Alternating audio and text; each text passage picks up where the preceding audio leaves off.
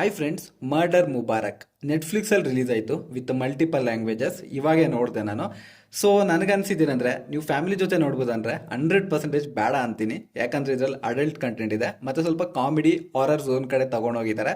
ಅಲ್ಲೂ ಸ್ವಲ್ಪ ಚೆನ್ನಾಗಿತ್ತು ಅನ್ನಿಸ್ತು ನನಗಿಲ್ಲ ಅನ್ಸಿದ್ದೇನೆಂದ್ರೆ, ಒಂದು ಇವ್ರು ಯಾಕೆ ಈ ಥರ ಸ್ಟೋರಿ ತೆಗಿತಾರೆ, ಯಾಕೆ ಇಷ್ಟೊಂದು ಅಡಲ್ಟ್ ಇಕ್ಕಿದ್ದಾರೆ ಅಂತ ಡೌಟ್ ಆಯ್ತು ನನಗೆ.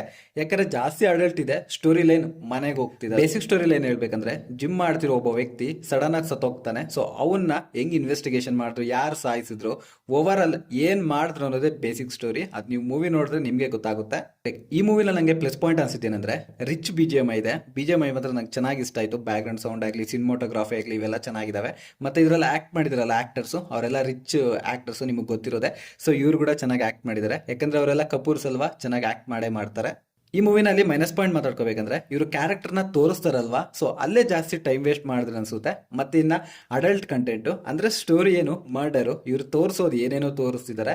ಸೊ ಅಂದ್ರೆ ಸ್ಟೋರಿ ಎಲ್ಲೆಲ್ಲೋ ಹೋದಂಗೆ ಅಲ್ಲೂ ಇಲ್ಲೂ ಹೋಗ್ತಿದೆ. ಅದೊಂದು ದೊಡ್ಡ ಮೈನಸ್ ಪಾಯಿಂಟ್ ಅನಿಸ್ತು ನಂಗೆ ಈ ಮೂವಿನಲ್ಲಿ. ಇನ್ನ ಈ ಮೂವಿ ಬಗ್ಗೆ ಓವರ್ ಆಲ್ ಒಂದು ಮಾತಾಡಿ ಹೇಳ್ಬೇಕಂದ್ರೆ, ನನಗನ್ಸಿನೇ ಅಂದ್ರೆ ಒಳ್ಳೆ ಕ್ಯಾರೆಕ್ಟರ್ಸ್ ಇದ್ದಾರೆ, ಆದ್ರೆ ಮೂವಿ ಲೈನ್ ಚೆನ್ನಾಗಿಲ್ಲ, ಸ್ಟೋರಿ ಲೈನ್ ಚೆನ್ನಾಗಿಲ್ಲ. ಅವ್ರನ್ನ ಸ್ವಲ್ಪ ಸರಿ ಮಾಡಿದ್ರೆ ಮಾತ್ರ ಸೀರಿಯಸ್ಲಿ ಮೂವಿ ಮಾತ್ರ ಚೆನ್ನಾಗಿರೋದು. ಅಂದ್ರೆ ಸ್ಟೋರಿ ಏನೋ, ಹೋಗೋ ಲೈನ್ ಏನೋ, ಮರ್ಡರ್ ಸ್ಟೋರಿ ಹೋಗೋದು ಎಲ್ಲಂದ್ರೆ ಅಲ್ಲಿ ಕ್ಯಾರೆಕ್ಟರ್ನ ತೋರಿಸ್ಕೊಂಡು ಅವರು ಇವರು ಇದೆ ಹಿಂಗೆ ಟೈಮ್ ವೇಸ್ಟ್ ಮಾಡಿಬಿಟ್ರು. ಆ್ಯಂಡ್ ಓವರ್ ಆಲ್ ಇದು ನಾನು ಈ ಮೂವಿಗೆ ರೇಟಿಂಗ್ ಬಂದುಬಿಟ್ಟು 5ಗೆ 2.7 ಕೊಡ್ತೀನಿ. ನೀವೆಷ್ಟು ರೇಟಿಂಗ್ ಕೊಡ್ತೀರಾ ಅಂತ ಕಾಮೆಂಟಲ್ಲಿ ತಿಳಿಸಿ. ನನಗೆ ವಿಡಿಯೋ ಇಷ್ಟ ಆಗಿದ್ರೆ ಸಬ್ಸ್ಕ್ರೈಬ್.